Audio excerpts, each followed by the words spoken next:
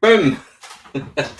Bloody hell, up to about 30 seconds ago, there was absolutely nobody watching this. I'm like, right, I'm just going to, if that happens, I'm just going to bail out. And then bloody Dell showed up. Anyway, how are you folks? I hope you're all good. Yay, we've got 3 people. Hooray, excellent. Yeah, I'm fine. Why wasn't I on last night? I'm trying to think. What was I doing? I was like my cook, so yeah, I was actually making a video with somebody else for somebody else's channel, so made a nice little change, actually not being on my own channel. So that was good. Yeah, listen, I'm going to keep this quite short and snappy. I've decided there's not going to be any micro live tonight. I don't know what you think of micro live. The problem is it lasts for about an hour, which can kind of drag on a wee bit. So to try and kind of keep it fresh, I have picked a program which I had never even heard of until about 30 seconds ago. It's called Microfile. Now hopefully you can hear me okay. Yeah, I've just literally watched about 30 seconds of it when I was waiting for the intro thing to finish. And it looks like it's the same team that did Micro Live and God knows what else. Listen, Brian, don't worry. It will be back. I think we're just going to do something a wee bit different tonight. So we're going to shake it up. We're going to have 2 programs. Not 1, but 2. First one is Microfile. And the second one, well, you can just wait for it. You can just wait and see what I'm going to give you kids tonight. So, yeah, listen, thanks for dropping in. Let's have a quick look. We've got Del Boy, we've got Craig Flanagan, we've got Mr. Jones, we've got Simon, we've got the effervescent Matt Renton. How are you, Matt? And Brian, my second subscriber. There you go. I'm going to keep referring to you as my second subscriber, Brian. That's a fact. Brian was my second ever subscriber.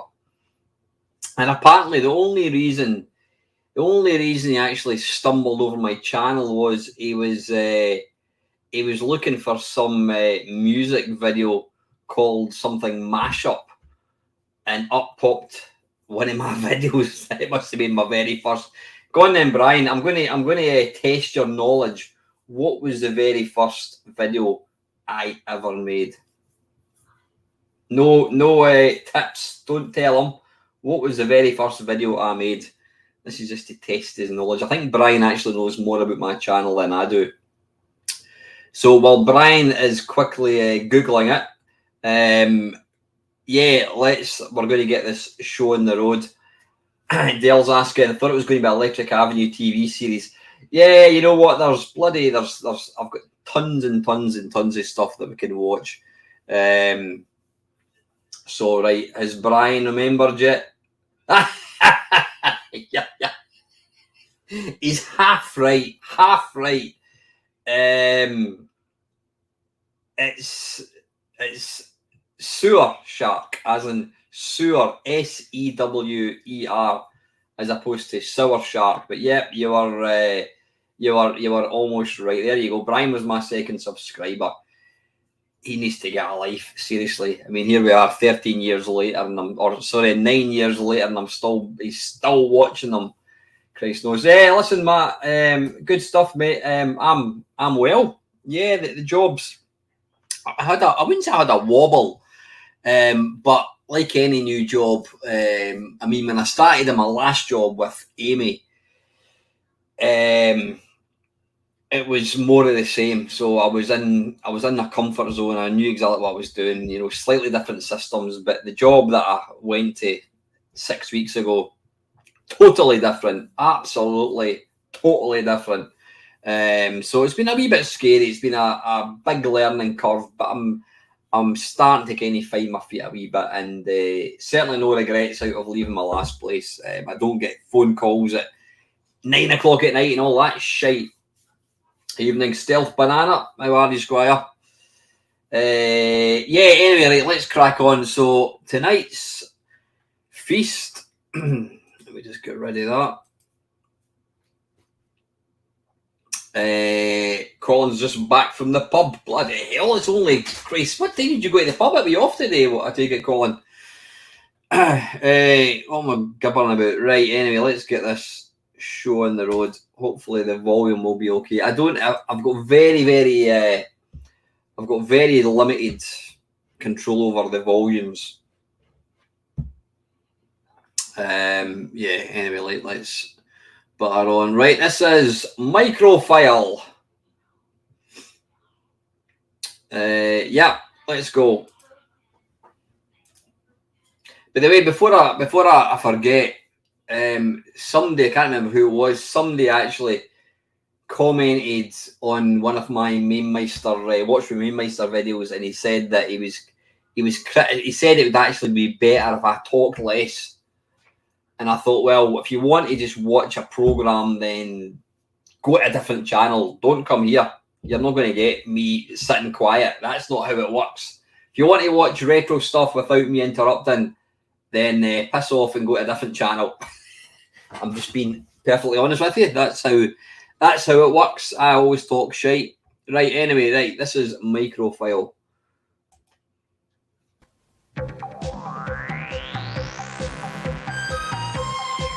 Now, it is called Microfile. Evening, Jambon.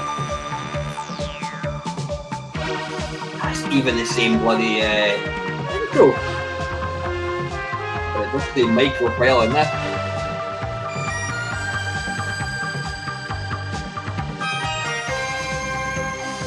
There we are, Microfile. Cheers, Chris. Hello and welcome to Microfile, which gives you a chance to see again some of the best items from the Micro Live series. This week we're looking at graphics, the ability of a computer to draw. This software uses the by now familiar mouse to let you draw and paint in 4 colours. You can move the mouse around and let's say, where's the arrow gun? Ah, there it is at the bottom. Say pick up a spray gun here just by pressing a button. Where is it? There. And now I can spray either using a plain colour like this down here or perhaps one of these intricate patterns here. That one will do. And now I can just vandalise the picture to my heart's content. It's the future. As you can see, I can build up quite complex designs very simply. A black and white version of this software is incorporated into a new publishing package called AMX PageMaker. It means you can mix words and pictures to create your own newsletters, as Mac demonstrated in one of our recent programs. For home publishing, you really need more than just a word processor. You need to be able to generate documents containing both text and illustrations. And you need the text to be available in a wide variety of fonts and sizes. Well, this package, PageMaker, can do all those things. It runs on a BBC Micro, this is like the and you best also of need a Micro dot Live, matrix I think. printer to print things out. Well, you don't really need a mouse, but it makes it a lot easier. And these are the control buttons here that I shall be using to do almost everything in composing my little newsletter. Well, it lets you compose pages with many of the features you'd expect from a real newspaper. It's got headlines, it's got columns, it's got pictures and diagrams and so on, and it's all very nicely laid out. It's rather clever, I think. Well, I'm in the process of writing out Microlive program notes. And you can see I've got half a page here, and that's what's displayed on the screen. I can scroll it up and see the bottom half down here eventually as I go along and prepare things. Well, I'm just going to write a new column over here, and I position the cursor where I want to start typing, and just hit one of the keys on the mouse like that, and I can type Home Publishing. There.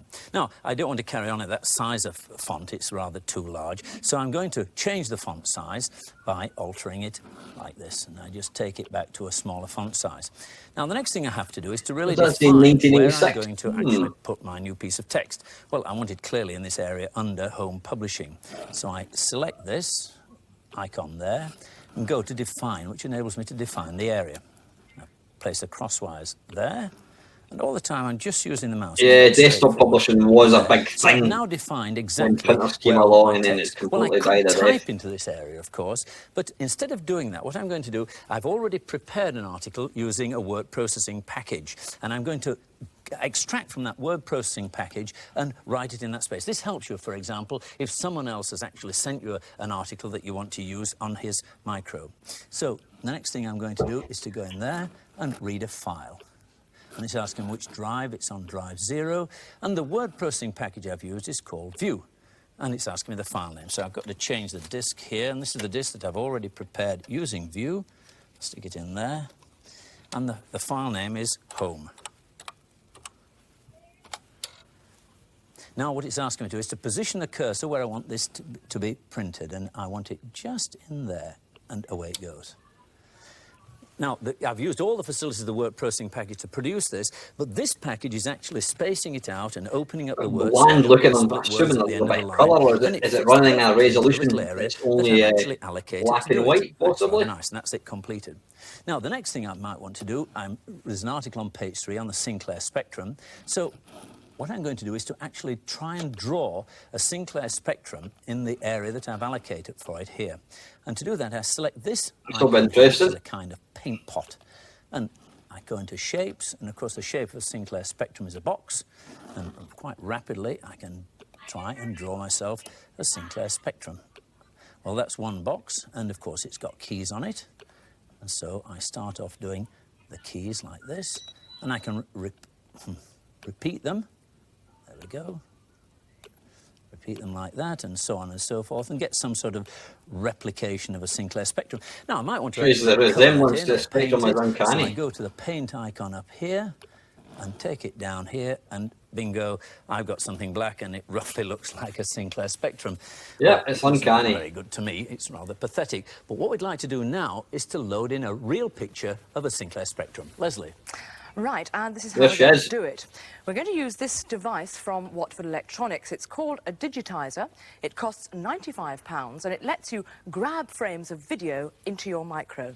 Now, I've got the digitizer connected to an ordinary home video recorder, and you can see the television there is tuned to BBC One. Who have we got on? The Terry Wogan Show. His guest is Norman Tebbit. I'm sure neither of them will mind helping us with this demonstration. Right, now what happens is once every couple of seconds or so, the digitizer scans the incoming pictures, sending the video information to the computer's memory, and you can actually see that happening on the computer monitor. Now, seriously, you must say at this moment, if you're going to publish pictures taken off the television, you do need copyright clearance from the broadcasting company. But of course, you don't have to use broadcast pictures at all. You can also use a home video camera, like this one here, and you can grab pictures of anything, your husband, your granny, or your dog. But what Max said he wanted was a picture of the spectrum. So that's what he's going to get.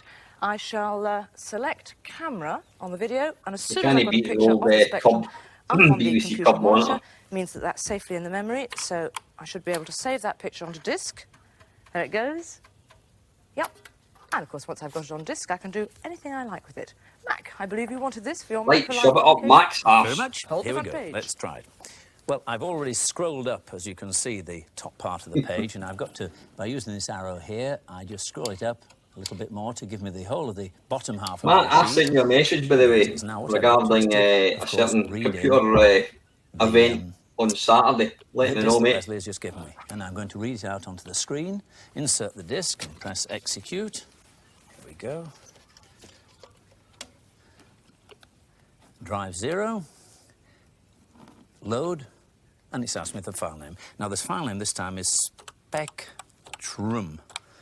It looks an odd spelling, but that's the name we've given to the file. Nice to see different computers other than just the bloody BBC. Perfectly. And here it is beginning to come out. Now, it's a very hard test for the digitizer, is this, because the spectrum is black with black keys with this very fine white lettering on it.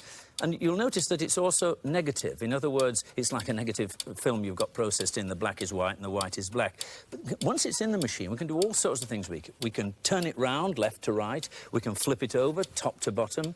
We can increase its size to double the size. We can shrink it down to half the size to position it in any particular position we want in our newspaper.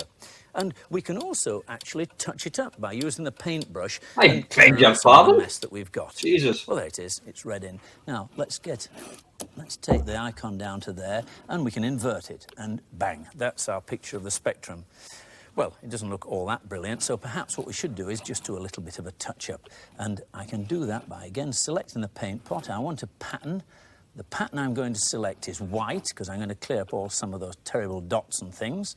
And I'm going to use the spray to do that. And start, and there we go. I'll start to clear off all this rubbish around here. And oops, I've carved out a wonderful spectrum. And so it goes on, and that's really quite nice. Well, the PageMaker costs about £50. And if you want the mouse, that's another £40. You've been able to do this kind of thing for some time on more expensive equipment, but now that many home micros have high-resolution graphics and more memory, this kind of program should be soon available for a wider range of machines. Of course, clever though it is, that sort of software is still fairly basic, but it is something within the grasp of anyone with a home micro. However, if you've got a much bigger computer and some clever homegrown software, the effects can be staggering.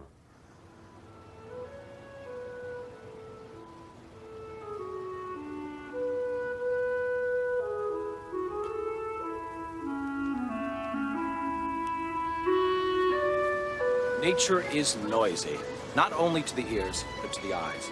Walk through a forest, you'll see a million different kinds of trees and plants. Each one of them is a little different from all the rest. But beneath this amazing complexity... There's actually a toss between Mark Hamill and Robin Asquith. At first glance, this looks pretty complicated. But when you look again, you learn that its complexity derives from the repetition of a simple motif. It branches in several directions, branches again in several directions with pretty much the same angles, and again and again. Each small section is just a repetition of the previous one, but on a smaller scale. The mathematical term for this concept is self-similarity, and it's a structure that many things in nature display, from blades of grass to clouds in the sky.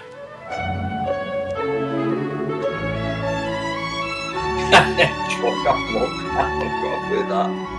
think he was actually, yeah. With computer graphics, people talk about simulating reality. You hear the word fractals a lot.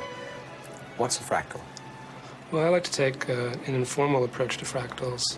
Fractal for me is more of an adjective than a noun. Fractal object is one that exhibits self-similarity. A prime example is something like a fern. If you look at a small piece of a fern, its geometry looks very similar to the entire fern. That's a very straightforward example, exact similarity. When you go to other natural objects like trees, you start to see some deviations from that pattern. Leaves will be forming, but the idea of a branching where the geometry is similar at the tip as on the entire tree, that's the notion of fractal for me. As I said, it's more of an adjective. But as an overall quality, one notices this property in trees and in other forms of nature, such as clouds, waves, mountains. It looks a bit like, what was his name, the guy, as you look closer and Mighty closer Wah, to an object, you see more and more Story of the detail. Blues. What was his name again? In a way, Pete fractals Wiley. is an Yeah, approach it's to a bit look like Pete Wiley, at like that. natural objects like trees.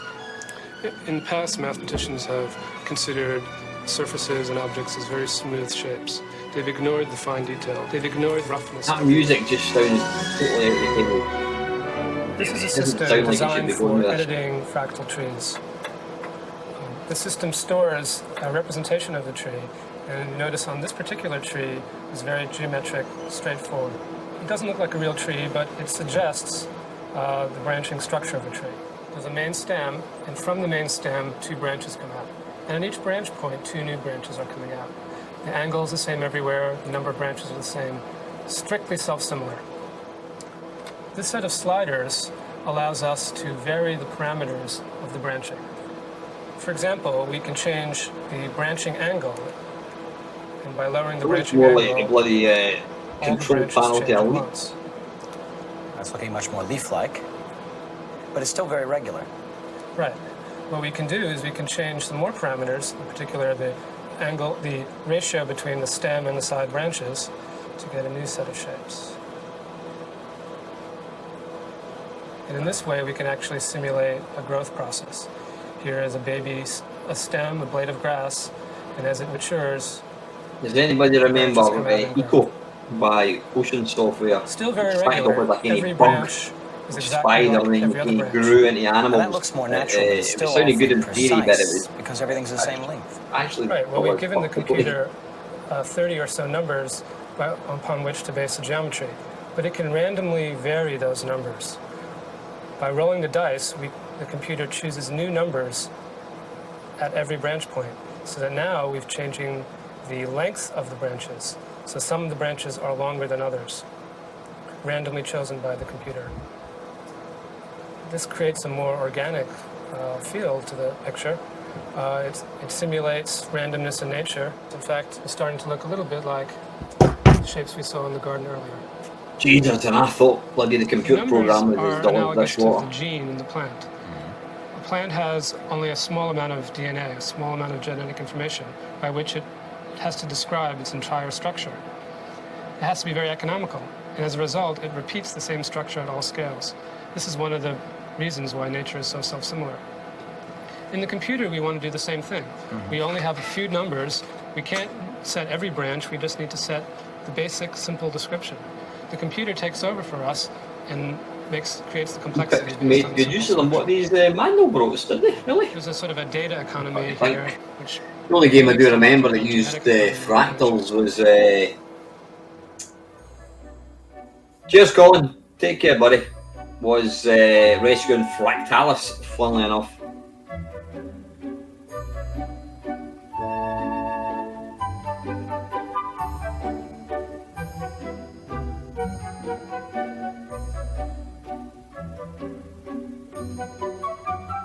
Don't worry, folks. This program only lasts 24 minutes. You'll be pleased to know.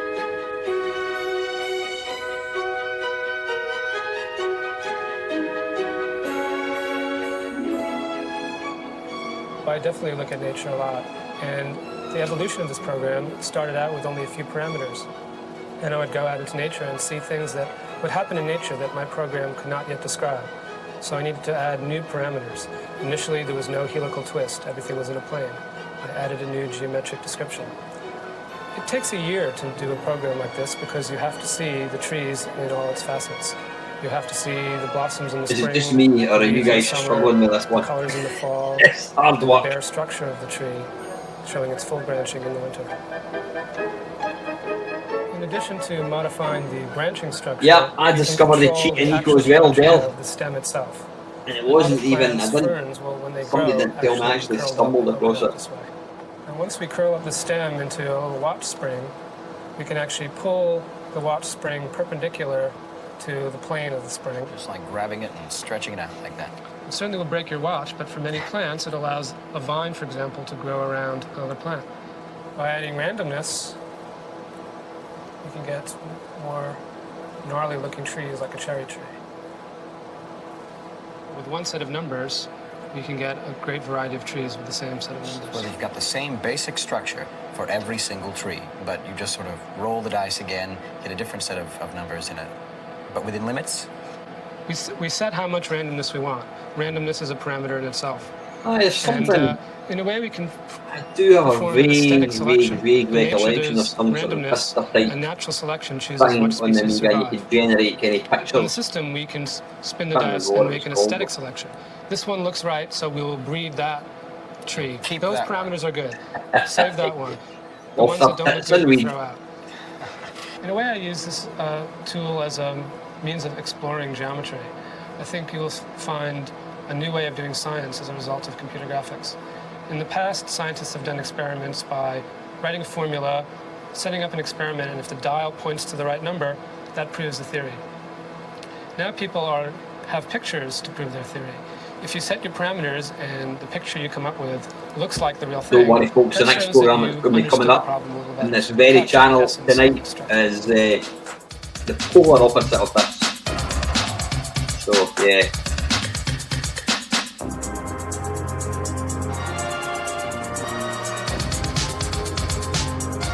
Getting a bit funky now.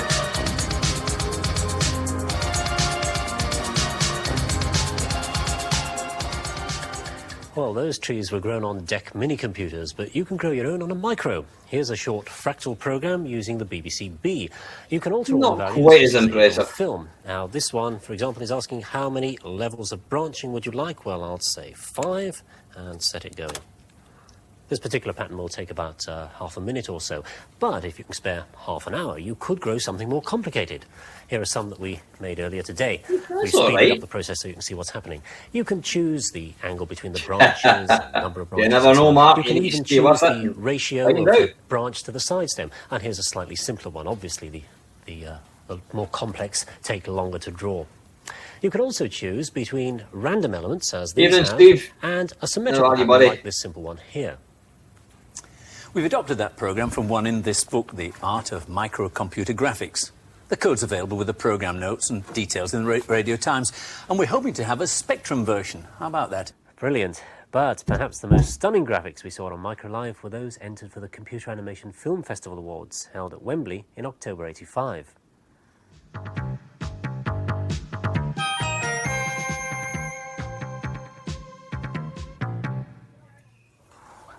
Called Tom's Gears, that mind-bending piece was the winner in the fine arts category at last night's Computer Animation Film Festival. Very Miami One of the judges was from Middlesex Polytechnic. He was John Vince, and John is with me now in the studio. Welcome, John. I think we should get straight on and look at some of the award winners. And there's absolutely nothing partisan about showing British this evening because he's got quite the bow tie on there, hasn't he? The winner in the pop promo section. This is going to be Dire Straits, and it comes from a British company called Rush's Post Production.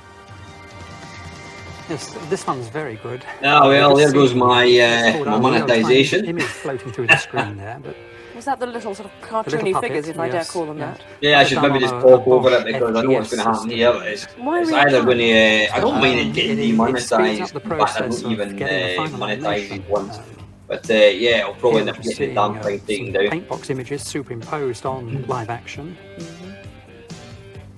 No, I'm bollocks. Listen, if it gets taken down, it gets taken down. At least you guys are getting to see it for real. Capture images as they're happening? Yes. Providing they're simple enough, If they're simple and normally in wireframe. Yes. Some systems, like the Bosch, can do the colouring as well in real time.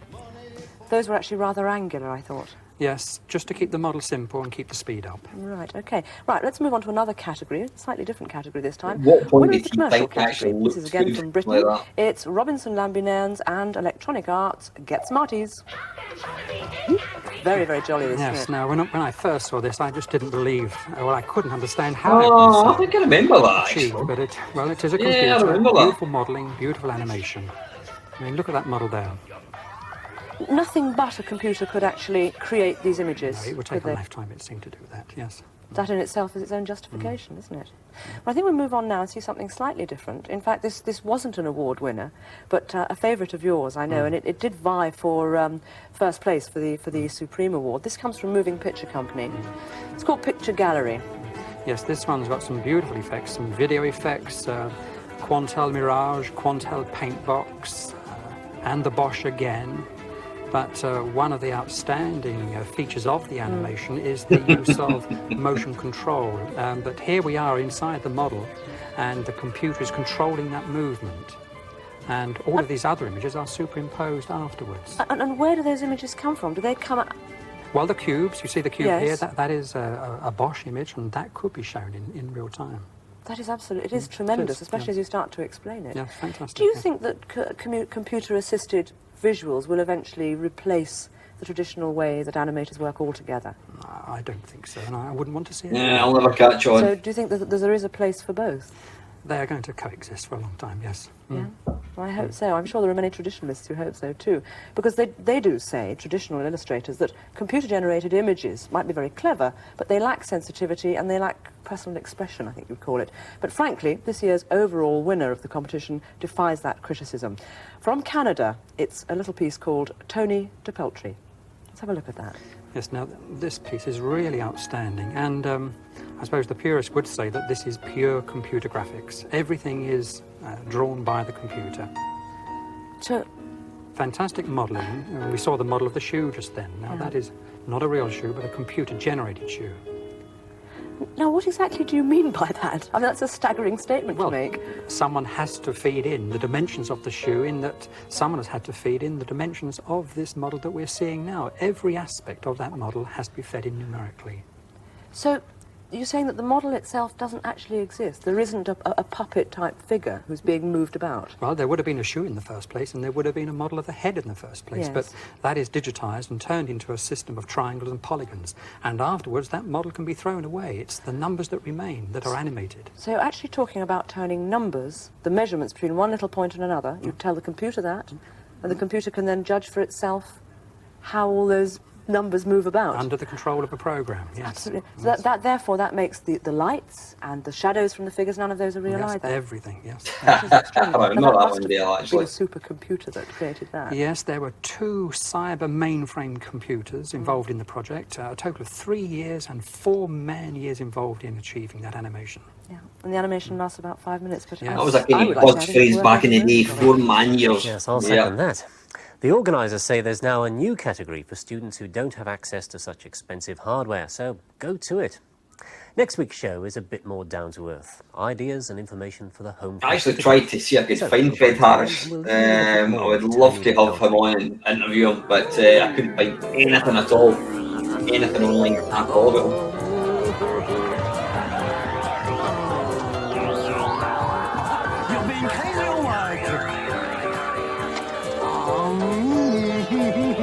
I want to go looking back for why has he got a pair of testicles hanging from his thing?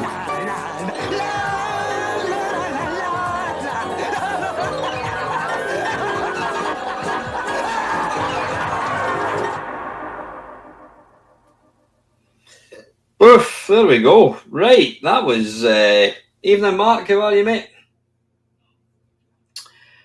Yeah, that was Microfile, which I think, if I'm right, you had the computer program, you had making the most of the micro, then you had Micro Live, and then I'm assuming Microfile was the follow-up to Micro Live.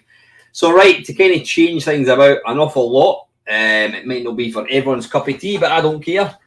It's a program called, I can't even remember the name of it, When Games Attack. Now, if you don't remember that, there was a small program that used to get shown in Channel 4 called Mamemeister with Dominic Diamond. That ran for, I think, 7 series, and then it got taken off here. And then on, I think, was it Bravo? It was one of the Sky channels. This program, there was 2 series came out called When Games Attack. A lot of folk probably never ever saw it, but it's actually quite good. So anyway, this is When Games Attack, and this is, if I can find it, this is episode 1. Oh, man, why is that? Hang on. That's weird. Why is that not letting me... it's not showing up. It might not play this, actually. So we might not be able... It's not showing up the AVI file. Let's give it a go. Right. What I'm going to do here is I'm going to... it's not letting me play it. So what I'm going to have to do is I'm going to share the screen. This should still work. Share screen. And let's hope this works all right. Hide that. Right, okay, this is episode 1. Let me know how that is.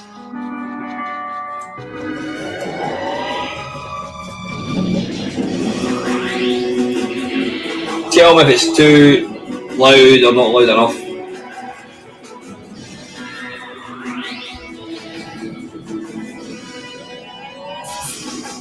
On today's show, I dogfight for real in a coffin-sized plane. Metal Gear Solid faces up to Splinter Cell.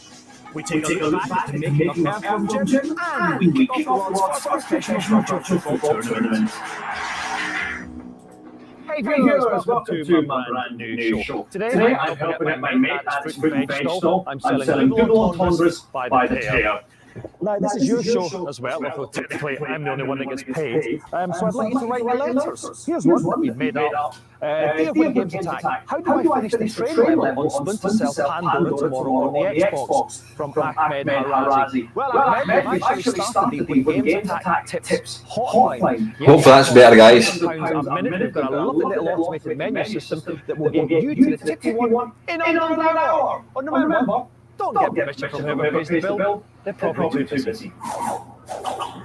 You know, the companies don't always produce games full of flawless perfection. Sometimes they're so barmy and quite literally rubbish, it's a blessing they're 6,000 miles away. So let's salute the little fellas today with our top 5 worst games. Is that not working any better, guys?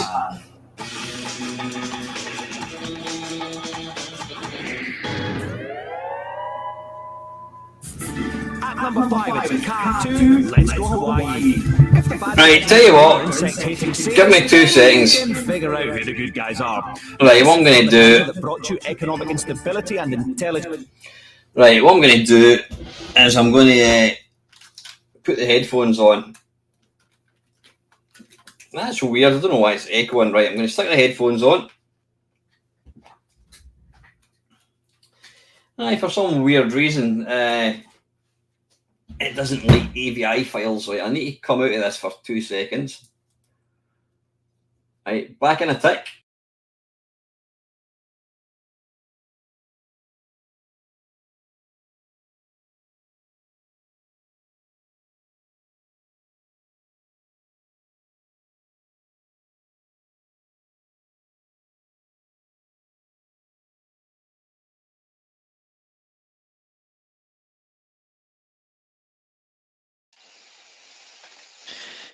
Right, can you hear me all right? You should be able to. Right, let's try again. This should work better.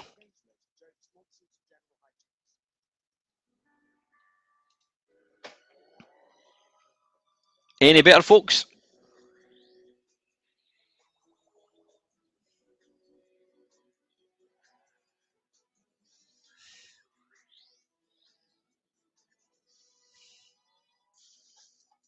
On today's show, I dogfight for real in a coffin-sized plane. Metal Gear Solid faces up to Splinter Cell. We take a look back at the making of Earthworm Jim, and we kick off the world's first professional virtual football tournament. You can't hear anything. I'm getting mixed. Today, I'm helping out my mate at his fruit and veg stall. I'm selling double entendres by the pair. Now, this is your show as well, although technically I'm the only one. Right, wait a minute. What's going on? What is going on? Here's one that we've made up. Dear When Games Attack, how do I finish the train level on Splinter Cell Pandora tomorrow on the Xbox? From Ahmed Harazi. Well, Ahmed, we've actually started the When Games Attack Tips hotline. Yes, £400 a minute. We've got a lovely little automated menu system that will get you to the tip you want in under an hour. And remember, don't get from whoever pays the bill, they're probably too busy. Is that not any better, folks? Always produce games full of flawless perfection. Sometimes they're so balmy and quite literally rubbish, it's a blessing they're 6,000 miles away. So tell you what, let me today with our top 5 worst games that should never. Right, let me just try this. What I'm going to do is see if I can.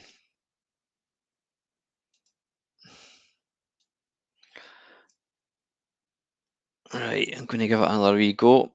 Right, let me know how this. Video game program. Viewers should prepare themselves for games-related jokes, nonsense, and general hijinks.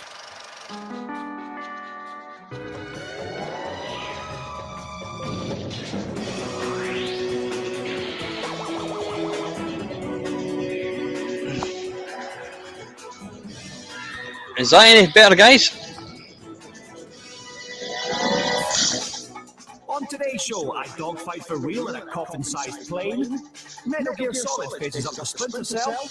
We take a look back at the making of Earthworm Jim. Right, excellent. The world's first professional virtual football tournament. Hey viewers, welcome to my brand new show. Today I'm helping out my mate at his fruit and veg stall. I'm selling double entendres by the pair. Now, this is your show as well, although technically I'm the only one that gets paid. So I'd like you to write your letters. Here's one that we made up. Dear When Games Attack, how do I finish the train level on Splinter Cell Pandora tomorrow on the Xbox? From Ahmed Harazi. Well, Ahmed, we've actually started the When Games Attack Tips hotline. Yes, it costs £400 a minute. We've got a lovely little automated menu system that will get you to the tip you want in under an hour. And remember, don't get mischief from whoever pays the bill. They're probably too busy. You know, the Japanese don't always produce games full of. I'm not sure why you're getting echo, Brian. Sometimes they're so balmy and quite literally rubbish, it's a blessing they're 6,000 miles away. So let's salute the little fellas today with our top 5 worst games that you should never ever left Japan.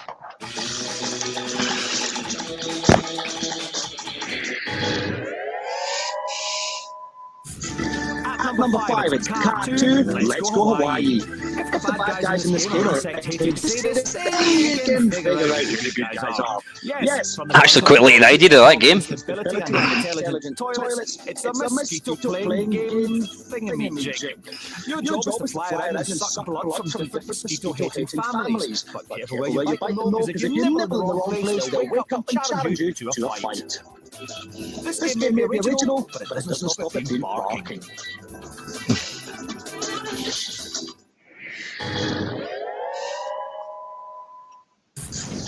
At number 4, it's Love Smash 5. It's the sight of female tennis players fighting with wax. Now we're talking. If this is the Japanese take on women's tennis, they should stay well away. Love Smash 5 strips women of their regulation tennis uniform and forces them to play in clothes woven in a pervert's dream. The ladies themselves have obviously been missing their lessons. They're rubbish. They either spend their time being hit with flying balls or falling over like a bunch of girls. Is the echo bearable, guys? If it's not, then I'll stop this and we'll do something else. Let me know. Hey, don't film the nuts. You know, running a fruit and veg stall is a marvellous profession. You've got the early starts, the cold, wet mornings, the rude customers, and the prospect of a supermarket coming along and destroying your whole lifestyle. It really is marvellous. Let's find out about some other people's chosen careers in today's Behind the Game.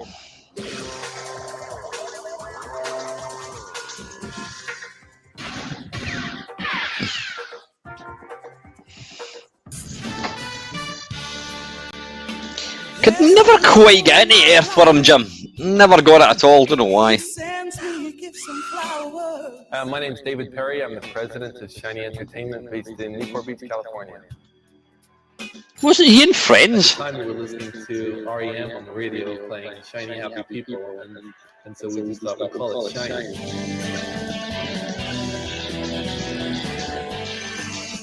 The first game we made was Earthworm Jim. Earthworm Jim was about a character that was this worm, who was a regular worm, and out in space we have this intergalactic battle fighting over this incredible suit, which the person who has this suit controls the universe kind of thing. Did that ever come out for the Amiga, or was it just the Mega Drive and SNES? I can't remember actually. There was no rules. We could basically do anything we wanted, and we realized it's fun to beat up the character that you're playing. I'm not sure if Nintendo, when they first looked at our game, they probably thought, what are these guys on? Like, what are they doing? I mean, this thing's crazy. But the fact is, it definitely seemed to strike a chord with gamers who were used to playing games that weren't funny. Earthworm Jim won lots and lots of awards, won Game of the Year. And as a result, we ended up getting lots of other deals that we hadn't expected. So instead of taking somebody else's property and putting it into a video game, we took our video game and licensed it out to other people. That was a pretty new thing for a developer to be doing at the time. Yeah, I'm sure there was a TV program as well, wasn't there? Looking back at Earthworm Jim was that I was the lead programmer of the very first Earthworm Jim game. I sold Shiny to a company called Interplay. That was a mistake because ultimately I lost control over Earthworm Jim when I did that. So for me, it was a kind of a sad thing because I went into management, and the world of management is horrible compared to programming, because when you're a programmer, you have people that appreciate what you're doing. When you're in management, everyone hates you, right? So I went to the dark side of the force, and I stopped programming. And I look back very fondly in those days. It was fun to actually feel like you're achieving something. Right, you know what? I'm gonna stop this, folks, because that's annoying. Right, yeah, I don't know why it's. Apologies, folks. I don't know why it's echoing. No idea. There's no reason why it should echo. No, I can't think why. So, right, listen, what we're going to do is, right, time's wearing on. I think we'll finish off with a Starcade. Why not? Just give me 2 ticks. Let me find it. Yeah, that's annoying. It's always, it's the control I have over the volume is very, very limited. I don't know why we're getting, echoes. That's a bizarre one. Right, anyway, let's find it.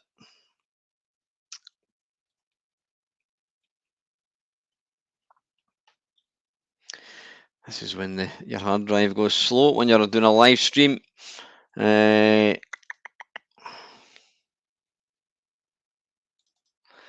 Starcade, right. Let me have a quick wee watch this one, see if I've watched it.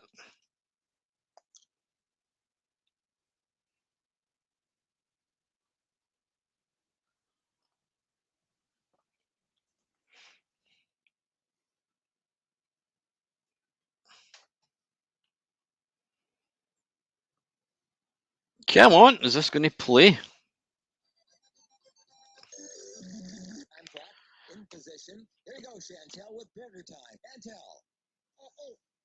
Right, I think we've watched this. Yeah, we've watched this.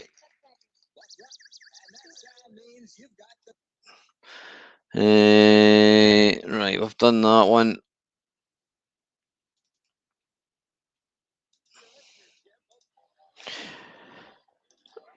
Right, okay, sorry folks, I just had to find it. I actually need to keep a wee list of what I've shown you. Right, copy here. And delete these 2. Bink, there we go. Sorry, I should have told you just to keep yourself amused for 5 seconds.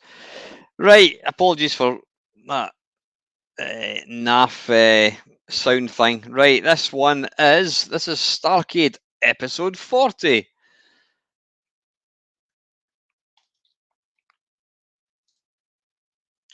It helps if I can actually control the screen. Right, here we go. Starcade episode 40. Sit back and enjoy. This is Starcade, TV's first video arcade game show, starring your favorite video games, and some brand new ones being introduced to the public for the first time anywhere. And now, here's your host for Starcade, Jeff Edwards. All right, thank you very much. Welcome to Starcade. We're backstage. Our players are warming up for today's big match, and today, one of them's going to have a chance to win his very own video arcade game. Players, you ready? All right, let's get to Starcade. It's quite a pair he's got there, I think. Good on the left.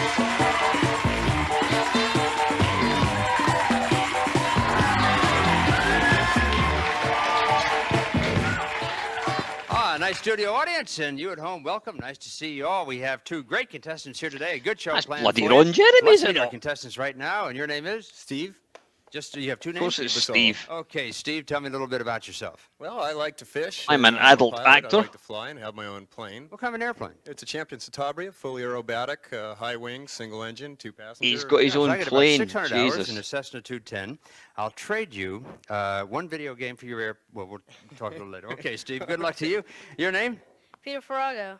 Hey, Peter, say your last name a little more slowly so everybody knows what it is. Farrago. Farrago, okay. I think that's one of the video games, Farrago, that we play, isn't it?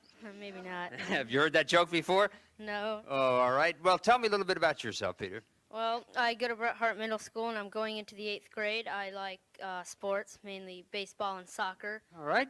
This should be a good game. You two will square off against each other. As you know, our contestants are matched up based on their ability in playing today's games, and one of you is going to have a chance to win this fabulous video arcade game. It is Buck Rogers today. Buck Rogers.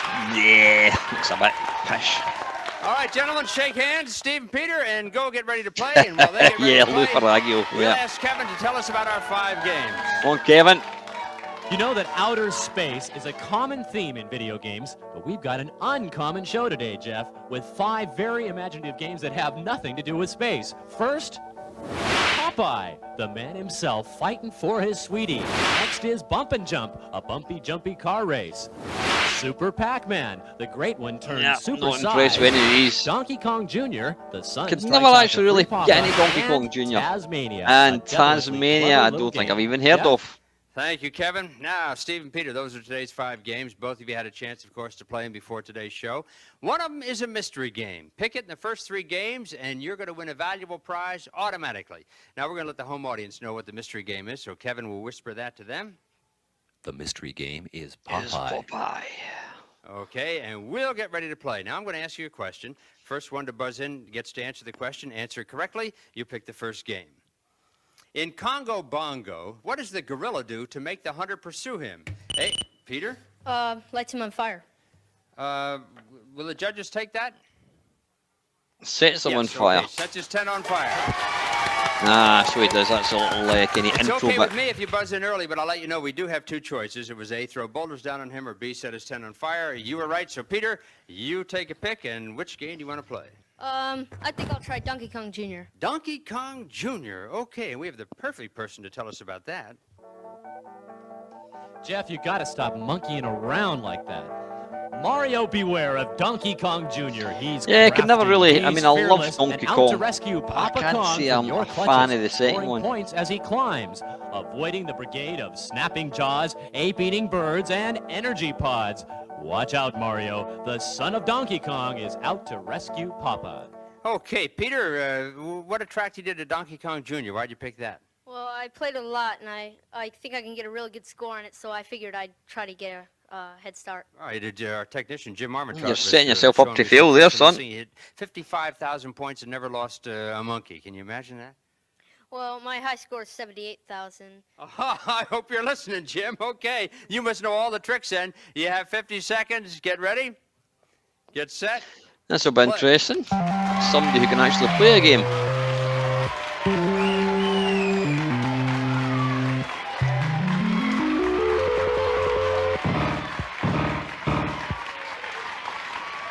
And here we go.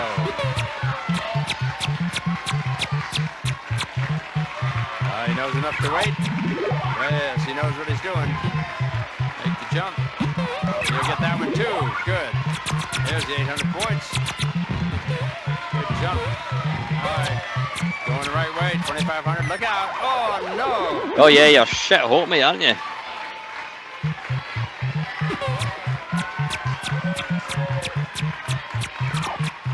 No time to waste now.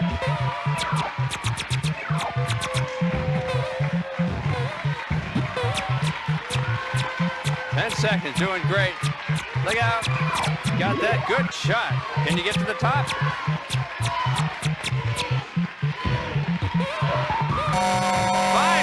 Points. All right, that's really well played, Peter. Nice going. That's good or bad, to be honest. Steve. Well, why are you clapping when you're running? What is that all about? How are you at this game? Well, I don't think I'm too good at it, but I'll sure give it a try. If he hadn't dropped in the drink there, I think you would have been in real trouble. But as it is, you got a shot at it, so let's see what happens. 50 seconds to play. Get ready. You've got one shot at the title, Rocky. And we're off. Good. Look out. Oh, whoa, no, he got you. Too bad. You're going to have to go now. We got about 35 seconds. 30 seconds. Go. Yeah, you want to pick the game that's got the biggest kind of points. Look out. Thing. Look out. Oh, no. You got to. Oh, no.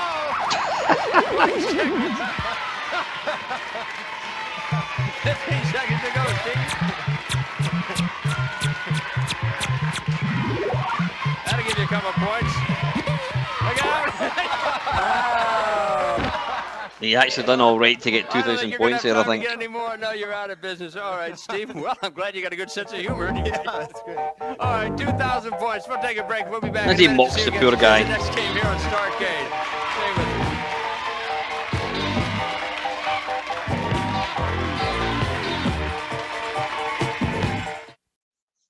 Some of the Starcade staff stays at the beautiful Pacific Plaza Hotel, a small Grand Lux hotel in the European tradition, 1 block from Union Square in San Francisco. You know what? I was actually in San Francisco in 1982, so I was probably there when this was actually getting broadcast. Go Trailways.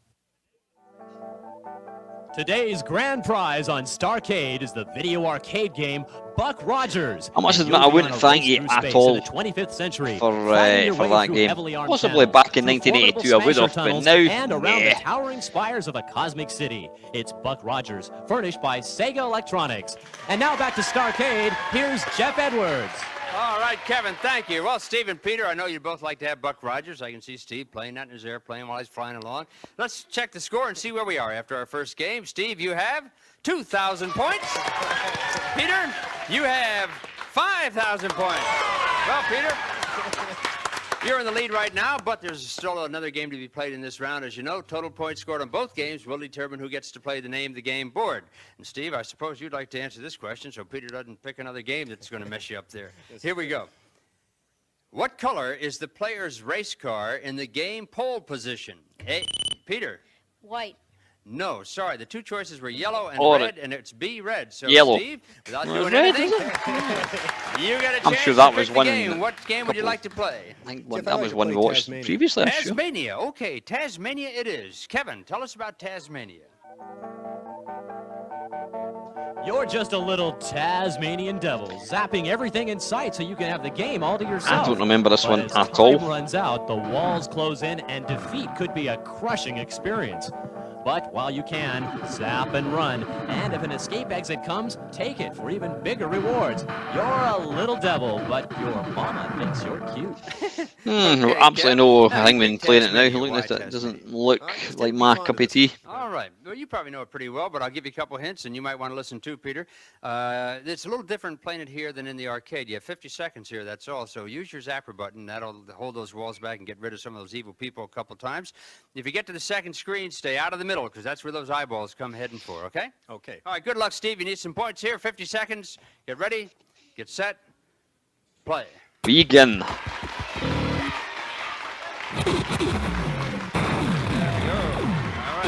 Is that one stick, is it? Maybe?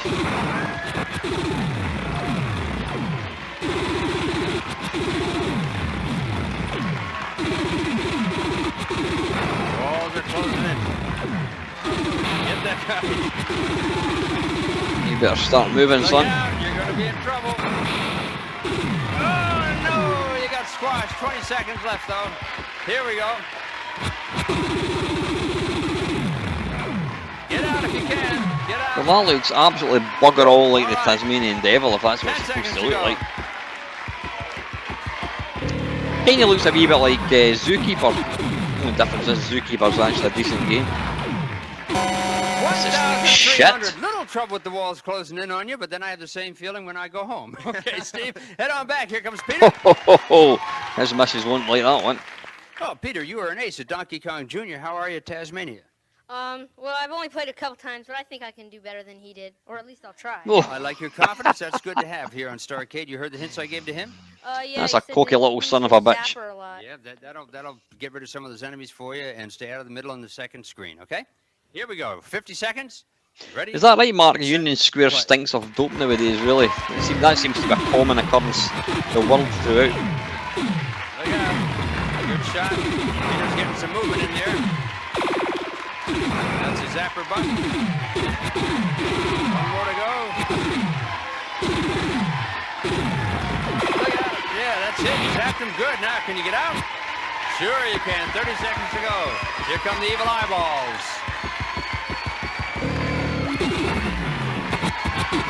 That's the way to move out of the center. Good play. 15 seconds.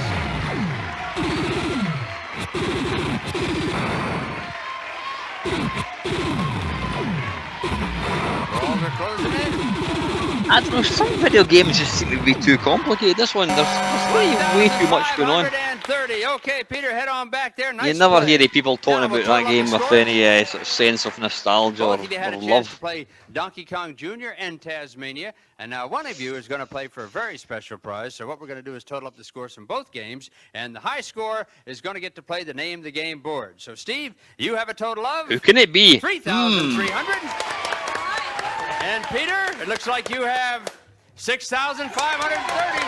That means you'll come right down here, sir. You're going to play the Name the Game board, and if you play this as well as you play the games, you're going to do pretty well and go home with a good prize. We're going to show you 4 video games. If you name the games correctly, you're going to win something neat, okay? All right. All right, turn around. All right, Peter, the upper left-hand screen. Is that Lock and Chase or Maze Race? Lock and Chase. Right you are, there's one. And number 2, is that Zappin' Robots or Robotron?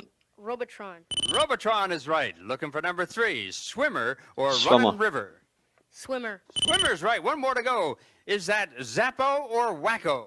Wacko. Wacko is right. There we go. What did I win? Boy, you're doing terrific there, Peter. Kevin, what do you have for Peter? It's a white metal detector featuring Whoa, I ground bet you couldn't wait to exclusion get balance that. to help you locate coins, jewelry, and precious metals. I had while one of them, and I excluding think the only thing I mineralized soil. found was a metal bloody detector from White Electronics. a horseshoe. I think that We're was gonna the take a most break, exciting Peter. thing I We'll be ever back in a found. few moments to play the final round of Starcade and see whether it's going to be Steve or Peter who will have a chance to win their own video arcade game. John Watt. You're actually not that far away, yeah. Here's the latest news from the Starcade hotline. Now all you Starcaders can call on the RB5X to clean up your room while you're out zapping in the arcades. The course it will. RB5X is a walking computer. It can feel out the dimensions of your room and then vacuum it while you're out if you want. It That's talks as uncanny. well. It'll wake you up in the morning, fetch the paper, and anything else you program into it. It even plugs itself in when it needs more power. The know what? RB5X. I've an got one of intelligent these. Robot. It can even I'm learn actually to really beat you at your own surprised game. that And our game it is was out Starcade. back in, what, Here's 1986? Jeff Edwards. Okay, Kevin, Hey thank Chris, you how very you doing, much. buddy? Well, Steve and Peter, You've this not is missed the anything. We were last fucking time about we're with gonna get a shot when at the games game. 1 game attack, left but to we play. couldn't get the volume Only right. 40 seconds to play it now. After that, we're going to total up all the scores and the top score on all games to get a chance to win that Buck Rogers, okay? Yeah. All right. You ready? Here's your last question. In Mario Brothers, how many times per game can the player use the POW button? A, 3 times, B, as much as he wants. 3. Steve. As much as he wants. No, sorry, only 3 times. Only 3 times. That means Peter has the advantage. You get to pick the last game.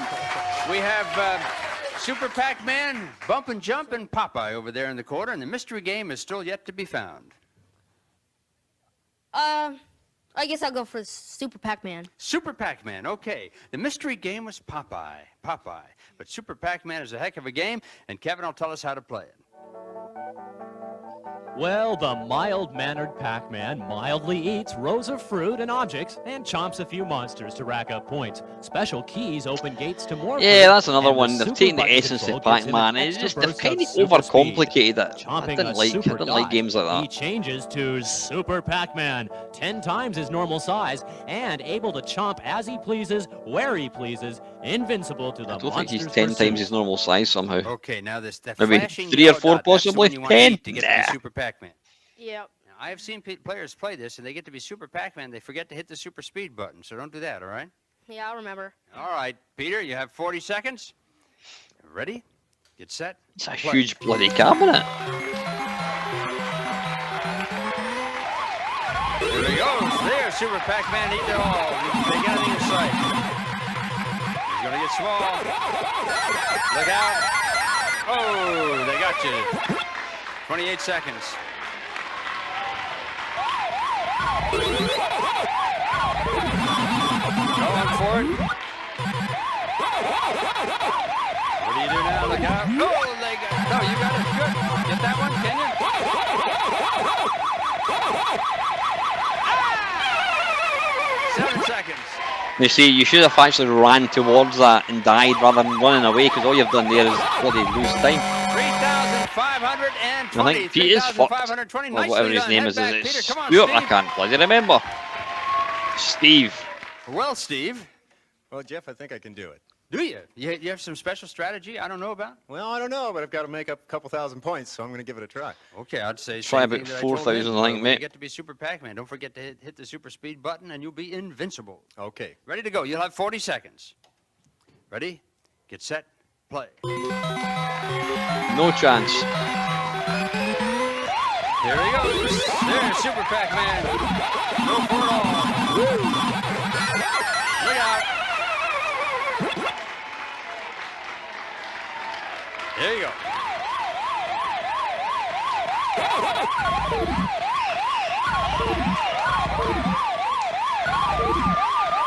All right. Get in. Look at him. Get him. Get him. Get him. No, too late. 10 seconds. You need some points now. See if you can get that energy dot. You got it. Go for points. Go for it. Go for it. Where'd you go? All right. 2,000. Ah, that's all over. Head back, Steve. I don't know. All right. Show them about the way you play the game, Steve. I love it. You have a good time no matter what happens, don't you? I'm having a wonderful time. Okay, I can see Steve in his airplane heading down towards the mountain. Having a wonderful time. All right, let's check the final score and see who our big winner is today. Steve, you have a total of 6,180. Peter has 10,050. Peter's the champ. Okay, champ. Calm yourself down, son. Steve, we have some nice gifts for you. I really enjoyed meeting you. Thank you. Yes, good luck in disguise, man. Okay, thank you. All right, and Peter, you are our big winner, and do you know what we have for you? I think it's a Texas Instruments computer. I don't know. I'll have to ask Kevin. Is that it? Let's find out. Let's find out. Listen to him, It's the an cocky little Aquarius shit. Compact from Mattel Electronics. A complete home computer system with a keyboard, a Give him printer, the a Aquarius. data recorder, and a memory expander packed together to perform together from Mattel Electronics. Thing is, I bet that there, if you had one of them boxed Sure, now, though, it would you sell have for right a now to bloody play for the fortune. grand prize, your own video arcade game, and Peter will do that in just a moment.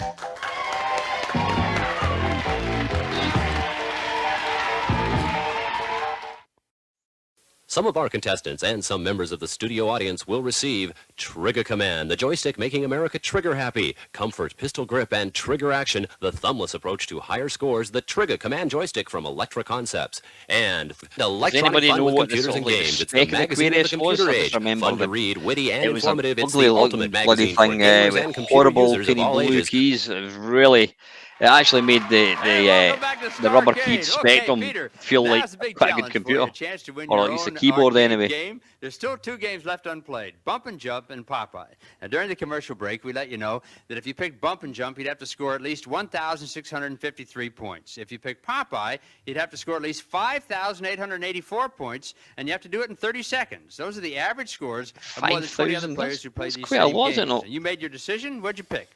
Pick Popeye. Popeye. That means if you score 5,884 Not a fanny points or Popeye more in at 30 all. seconds, you're going to win our grand prize, and it is Buck Rogers today.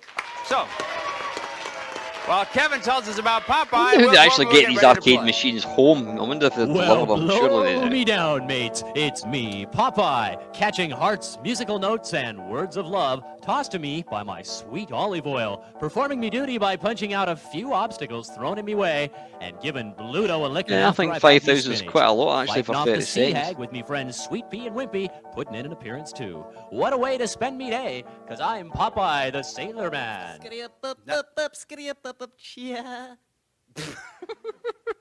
Oh, my. Now, Peter, you've been really good at the other games. How are you at Popeye? I think I'm okay. All right, I'm going to give you a couple hints on this game, all right? So, because I want you to win Buck Rogers. Popeye will start on the left-hand side of the screen. Let him stay there. Bluto will come across. Go through to the other side. Bluto will come to the middle, and he'll turn his head like that. That's when you hit the punching bag, drop the bucket on his head, all right? Pick up some hearts. Then, when Bluto gets a bucket off, you can run over and get the spinach, okay? Go to the middle, drop down the middle, and you'll get Bluto again, and you win it. Okay, I'll try. You want to repeat that to me? Never mind. Okay, wish you good luck. You'll have 30 seconds to get 5,884 points. Get ready. Get set. Play.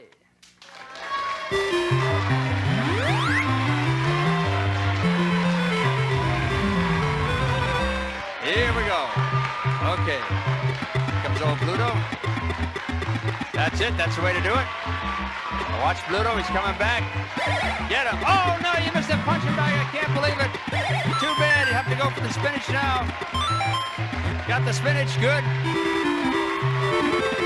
Drop down in the middle. There you go. All right, now go for points, babe. Nah, he's going to be struggling now. Well, he may have done it. Has he done it? 5,060. Come on, come on, come on. Get that heart. Oh, no. Doggone it. It was so close. You just missed that punching bag just by a little bit. Too bad. But Dag rabbit. You're a good contestant. Been nice knowing you, and you have some nice prizes here from Starcade. Hope you had a good time. Yeah, thanks. Great. This is Jeff Edwards on Starcade. See you on the next show. Until then, I hope all your troubles get zapped. Bye-bye.